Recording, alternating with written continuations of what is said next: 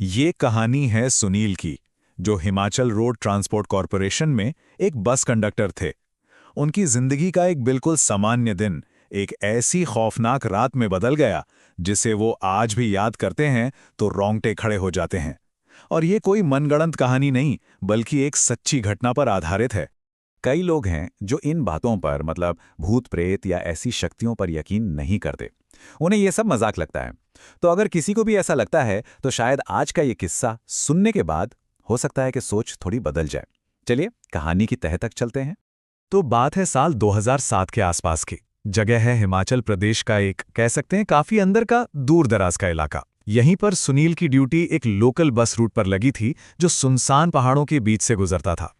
तो सुनील उस वक्त एक नौजवान अनमैरिड कंडक्टर थे और उनका जो रूट था ना, वो अपने आप में एक चैलेंज था। मतलब था तो सिर्फ 30 किलोमीटर का, पर सोचिए उसे पूरा करने में लगभग 2 घंटे लग जाते थे। सड़कें क्या ही कहें, इतनी ऊबड़ खाबड़ कि पूछो मत। कभी कभी तो बस को बहते हुए नालों के बीच से निकालना पड़ता था। और सबसे बड़ी दिक्कत क्या थी पता है? जब वो अपनी मंजिल पर पहुंचते थे तो उस गांव में रात बिताने के लिए ना कोई होटल था ना कोई रेस्टोरेंट। उन्हें गांव के ही किसी परिवार के साथ रुकना पड़ता था।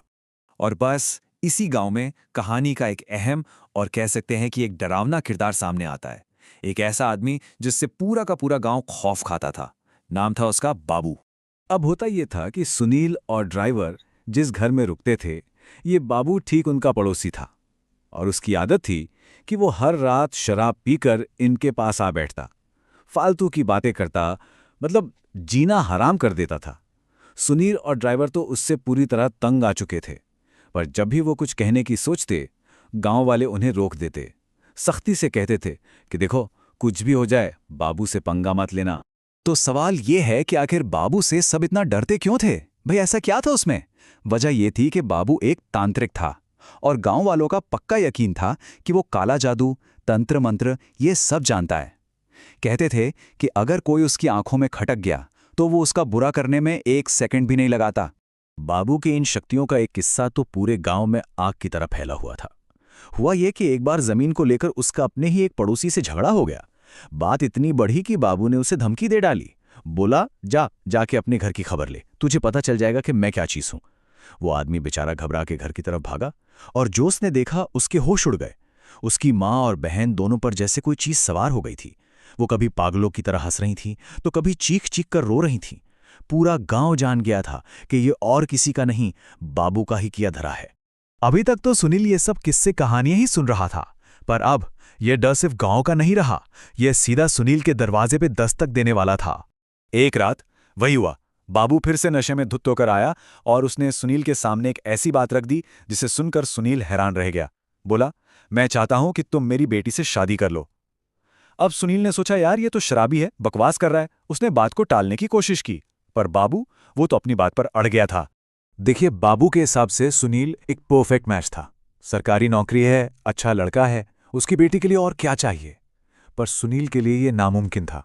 उसके परिवार की अपनी उम्मीदें थीं, उसके अपने सपने थे। और सबसे बड़ी बात, वो बाबू जैसे आदमी से किसी भी तरह का रिश्ता नहीं जोड़ना चाहता था। तो जब बाबू नहीं माना, सुनील ने भी गुस्से में साफ साफ मना कर दिया। और इसके बाद जो हुआ वो और भी अजीब था। बाबू बिना कुछ कहे चुपचाप वहां से उठकर चला गया और उस दिन के बाद वो कभी उन्हें परेशान करने नहीं आया।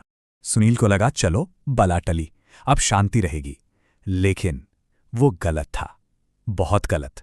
असल में ये शांति तो तूफान से पहले की थी। कहानी का सबसे खौफनाक हिस्सा तो अब शुरू होने वाला था। तो हुआ ये कि कुछ दिनों बाद सुनील ने बाबू को बस में देखा। वो एक खंबे को पकड़कर खड़ा था और कुछ कुछ अजीब सा कर रहा था, जैसे कोई मंत्र पढ़ रहा हो, कोई क्रिया कर रहा हो। खैर, सुनील ने ज्यादा ध्यान नहीं दिया, सोचा होगा कुछ। लेकिन अगले ही दिन से सुनील को एक अजीब सा बहुत तेज सिरदर्द रहने लगा, साथ में एक बेचैनी सी। और फिर आई वो रात, एक भयंकर तूफानी रात, जब एक लैंडस्लाइड की वजह से वो लोग रास्ते में ही फंस गए। और यहीं से असली दहशत की शुरुआत हुई।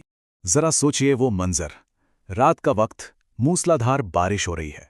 पहाड़ों में इतनी बारिश कि एक बड़ा सा लैंडस्लाइड हो गया और रास्ता पूरी तरह से बंद। अब सुनील और ड्राइवर के पास बस में ही रात गुजारने के अलावा कोई और ऑप्शन नहीं था। चारों तरफ घना स्याह अंधेरा, बस बारिश की डरावनी आवाजें और बीच जंगल में खड़ी उनकी अकेली बस। सुनील बस की सबसे पिछली सीट पर लेटा था, बस सोने की कोशिश ही कर रहा था कि अचानक उसे महसूस हुआ जैसे कोई उसे घूर रहा है।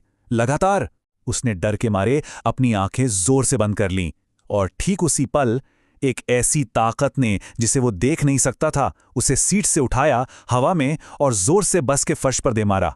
उसे चोट भी लगी, पर चोट से ज्यादा दिल में खौफ बैठ गया था, क्योंकि बस में उन दोनों के सिवा और कोई नहीं था। उस रात जो हुआ उसके बाद सुनील को यकीन हो गया था, ये कोई वहम नहीं है, ये कोई मामूली बात नहीं है। उसके साथ कुछ बहुत गलत हो रहा है और अब उसे मदद की जरूरत थी। अगली सुबह जैसे तैसे हुई, सुनील ने कांपते कांपते गांव वालों को रात की पूरी बात बताई। गांव वालों ने सुनते ही एक दूसरे को देखा और फौरन उसे एक चेला के पास जाने की सलाह दी। अब ये चेला कौन होता है? चेला मतलब एक ऐसा इंसान जिसे किसी देवता का माध्यम माना जाता है। ऐसा माना जाता है कि उस पर देवता आते हैं और वो ऐसी अदृश्य शक्तियों को देख भी सकता है और उनका इलाज भी कर सकता है। तो चेला सुनील के साथ बस की जांच करने आया और आते ही उसने सीधा उसी खंबे की तरफ इशारा किया। सोचिए, ठीक वही खंबा जहां बाबू खड़ा होकर कुछ कर रहा था। चेले ने ऊपर देखा तो वहां कच्चे धागे से कपड़े की एक छोटी सी पोटली बंधी हुई थी। जब उस पोटली को खोला गया तो उसके अंदर से एक कागज निकला और उस पर सिर्फ एक ही नाम लिखा था, सुनील। अब सारी कड़ियां जुड़ चुकी थीं। इसमें कोई शक नहीं था कि ये सब किसके लिए और किसने किया था। और फिर जो हुआ वो किसी चमत्कार से कम नहीं था। जिस पल चेले ने उस पोटली को वहां से हटाया, उसी सेकंड सुनील का वो भयानक सरदर्द, वो बेचैनी, सब कुछ ऐसे गायब हो गया जैसे कभी था ही नहीं। बिल्कुल नॉर्मल। बस उस दिन के बाद सुनील ने एक पल भी नहीं सोचा। उसने फौरन अपना रूट चेंज करवाया और कसम खा ली कि वो दोबारा उस गांव की तरफ मुड़कर भी नहीं देखेगा। एक सबक उसे जिंदगी भर के लिए मिल गया था कि हर चेतावनी को मजाक में नहीं लेना चाहिए। तो सुनील की ये कहानी हमें एक सवाल के साथ छोड़ जाती है। क्या सच में कुछ लोगों के पास ऐसी ताकतें होती हैं? क्या ये तंत्र मंत्र, ये काला जादू वाकई में काम करता है, या ये सब सिर्फ मन का वहम है, एक अंधविश्वास? कह पाना मुश्किल है। शायद हकीकत और वहम के बीच की जो लकीर है वो बहुत ही धुंधली है। ये सोचने वाली बात है।